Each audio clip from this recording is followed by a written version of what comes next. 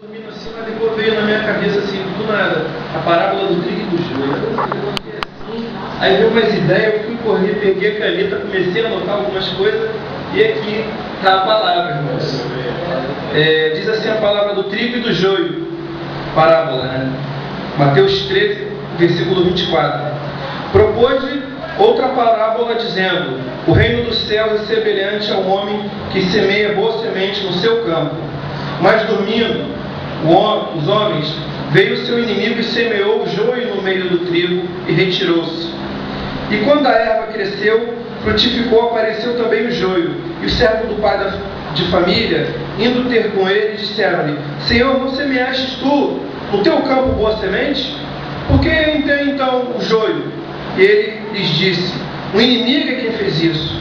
E os servos lhe disseram: querem que, pois, que vamos arrancá-lo? Porém ele lhes disse: não, para que, ao colher o joio, não arranques também o trigo com ele. Deixai crescer ambos juntos até a ceifa. E por ocasião da ceifa direi aos ceifeiros: colhei primeiro o joio e atai-os em molhos para queimar, mas o trigo ajuntai-o no meu celeiro. Irmão, nessa noite eu quero trazer uma palavra de suma importância. E todas as palavras que eu trago aqui, é óbvio, vão ser de grande importância. Os irmãos viram que Jesus usou uma analogia, né, de uma coisa que é fato na nossa vida, né, o alimento, o trigo, né? Acho que, se eu não me engano, através do trigo é o alimento, a farinha é o alimento mais consumido no mundo.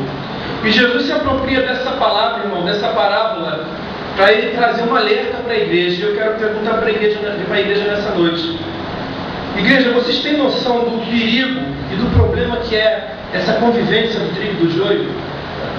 Será que a gente tem a consciência, a compreensão, irmãos, da ameaça que é conviver com o trigo?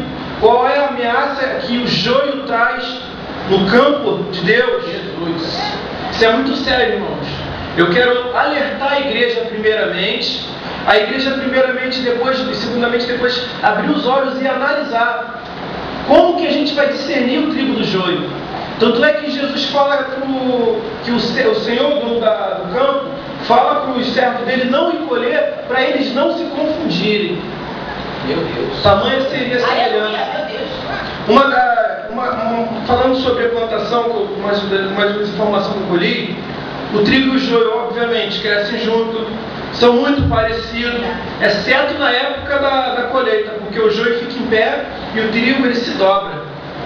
E o joio continua em pé. O joio não se dobra. Recebe o mesmo tratamento. Na fase da plantação, recebem água, recebem sol. Por que eu estou dizendo isso? Recebem o mesmo tratamento. O trigo e o joio, irmãos, eles não dão para ser discernido antes da fase da colheita. Então, na fase da colheita, que eles vão, ser arrancados e ser separados. Por que Jesus se apropriou disso? Eu quero dizer para a igreja primeiramente: não fique achando, irmãos, o fato de ser abençoado por Deus quer dizer que você esteja bem com Deus. Aleluia! Glória a Deus. A Bíblia diz em Eclesiastes: tudo se sucede igualmente ao ímpio e ao justo. Mas é claro que Deus vai dar preferência para aquele servo dele fiel. Mas não podemos dizer que o ímpio não vai ser abençoado. Então eu já quero começar por aí, irmão. Aleluia! O trigo e o joio recebem o mesmo tratamento. Aleluia! Porém, o joio não serve, e se uma pequena quantidade for processada junto com o trigo, irmãos, compromete a qualidade do trigo. O joio não pode ser processado com o trigo, irmãos. Não pode haver mistura, porque senão compromete o trigo, vai comprometer a vida das pessoas íntegras na igreja. Jesus, depois, mais tarde, ele foi explicar para os apóstolos essa parábola. E ele falou que o campo é o mundo. Quem hoje no mundo, irmãos, é o joio? Os maus pais de família, que a gente vê hoje em dia, as más esposas, os maus filhos, os maus políticos, esses são o joio no mundo. As pessoas que estão causando escândalo hoje em dia na sociedade, elas que são o joio. Na igreja, os falsos crentes, que semelhantemente ao joio, se parecem muito com o convertido. Por isso que Jesus usou essa parábola, não para associar só ao mundo, mas a gente também pode associar a igreja. O joio, irmão, vai parecer ser ser convertido até o grande dia do Senhor Jesus. Aleluia. Pode enganar a mim, pode enganar o presbítero Jorge, pode enganar o Marcelo, a minha mãe, o Wagner, o Samuel, a Juliana. Mas a Deus, o joio não vai enganar. Aleluia. Pode até se parecer muito com o original, pode até se parecer com trigo, irmãos. Mas não se engane, porque muitas vezes não é. A palavra de Deus nos diz que os anjos virão naquele dia para colher, separar, no dia da volta de Cristo, e vão separar o joio do trigo, vão separar os salvos com os não salvos. E o interessante é que as pessoas que não vão ser salvas vão ser separadas primeiro para ir para o inferno. Isso é muito interessante. Aleluia. O joio, irmãos, o joio, ele vem com uma finalidade na igreja: destruir a igreja. Vem para destruir a igreja. A gente pode ver que Satanás, irmãos, eu deixei bem relatado para não esquecer de nada, porque eu achei essa passagem muito importante. A gente vai ver que Satanás, no decorrer dos tempos, ele nada usou de melhor de arma do que para destruir o homem, do que o próprio homem. A melhor arma que Satanás tem para destruir o homem é o próprio homem, irmãos.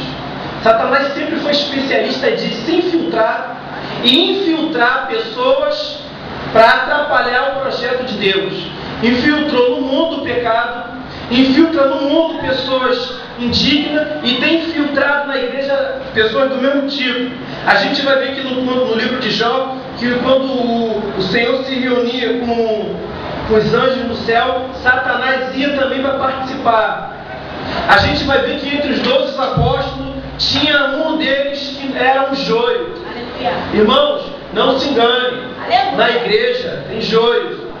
Satanás ia infiltrado por Satanás. Jesus está falando que uma pessoa foi lá na plantação daquele senhor do campo e plantou uma má semente. Eu estava lendo que no Oriente, antigamente, as pessoas que tinham plantações, os inimigos delas iam lá na fazenda dela e plantavam sementes de erva daninha para atrapalhar a plantação da pessoa. Satanás, irmãos, veio na igreja e no mundo para plantar essas pessoas, certas situações, para atrapalhar o curso da igreja. Essa é a finalidade, irmãos. É difícil a gente acreditar, irmãos, né? Já que a gente tem aquela cultura assim, às vezes amorosa, que temos que amar as pessoas, é difícil de falar que infelizmente na igreja, até a volta de Cristo, vai ter pessoas só para atrapalhar o curso da igreja, irmãos. Pessoas que não vão mudar. A gente vai ver que Judas conviveu com Cristo, Judas operou coisas, Judas operou maravilhas, foi enviado na época da missão dos 12, dos 70, e Judas não se converteu. É verdade. Não mudou, irmãos. Jesus depois, até antes da morte dele, fala: melhor fora nem ter nascido, porque ele sabia que dentro deles não haveria jeito para ele. Tem pessoas, irmãos, que na plantação de Deus não vão ter jeito. Não se espantem com isso é fato. A gente vai ver joio na igreja hoje em dia, irmãos. Não se espante com o que eu vou falar. Tem cargo na igreja. Joio hoje em dia, irmãos, canta na igreja, louva. Joio hoje em dia, irmãos, tem até dons espirituais. Depois eu vou mostrar para os irmãos o porquê. Joio que tem cargo, joio que tem até dons espirituais e que vão operar coisas. Judas operou coisas, já começa por aí. A palavra de Deus diz que ele era um daqueles, não cita o nome dele em destaque, mas mostra que ele é um daqueles, quando os discípulos voltavam e falavam: Senhor, até no teu nome os demônios se submetem a nós. E Judas estava nesse meio, irmãos. E não foi só Judas. Quando Jesus enviou os 70 e a quantidade de discípulos começou a conviver no convívio de Cristo, depois a maioria se afastou. A gente vai ver exemplo na Bíblia. Na igreja de Éfeso, a Bíblia fala na igreja de Éfeso, no Apocalipse 2, tinha os falsos apóstolos. Apóstolos, se eu não me engano, é a maior hierarquia que tem na igreja hoje, né? Apóstolos falsos. Não se engane que aquelas pessoas que vierem sentar aqui, que eu digo, não é a nossa igreja, sentar na frente, que tiver destaque, que tiver posição, muitos deles, irmãos, são joio. A Bíblia fala em Apocalipse, na igreja de Éfeso, tinha os falsos e mentirosos apóstolos. Se é uma hierarquia a maior que tem, que eu saiba, imagina das outras: obreiro, presbítero, pastor, evangelista, diácono. Vão ter posição, irmãos, dentro da igreja. A igreja, para quê? Para trazer o engano. A Bíblia também continua. Na igreja de Esmirna, a Bíblia fala que tinha os blasfemadores falsos judeus, que eram sinagoga de Satanás. Blasfemadores falsos judeus. Irmãos, judeu não blasfemava contra Deus e contra a lei. Era muito incomum. Todo judeu que era acusado de blasfêmia, ele era morto apedrejado. Isso era incomum. Na igreja de Esmirna teve pessoas que entraram para a igreja, se falando que era judeu, mas eram blasfemadores, para contradizer a verdade. Hoje a gente vê muitas pessoas na igreja, irmãos, que falam coisas aqui na frente que eu digo, não é na nossa igreja, na igreja geral, que vai trazer palavras, que vai falar coisas que não vão estar na Bíblia, que muitas vezes não é fato. Na escola dominical, até falei para os irmãos, eu falei: irmãos, a parábola das 6 ovelhas, o que é que deixou na 99 no aprisco? Não está no aprisco, fala no deserto. Sabe por que as pessoas acreditam? Porque a pessoa, infelizmente, não para ler, tem preguiça. Então o que eu falar aqui para você vai ser uma verdade. Você não vai imaginar que eu estou vindo aqui para frente para mentir. Deus não. Aleluia. A palavra de Deus diz que na igreja de Pérgamo tinha pessoas como Balaão, que ensinava membros da igreja a se corromperem. Irmãos, tem pessoas que vão ficar na igreja, que além de não se converter, vai colaborar para te levar para fora.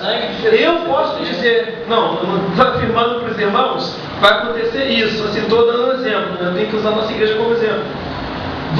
Eu já vi isso acontecer. A minha mãe se lembra, a gente congregou no projeto Vida Nova. Infelizmente, teve um homem diácono que largou seu ministério, largou a sua esposa para se ajuntar com uma outra mulher. Irmãos, não fica achando que isso é só um fato isolado lá no projeto Vida Nova, lá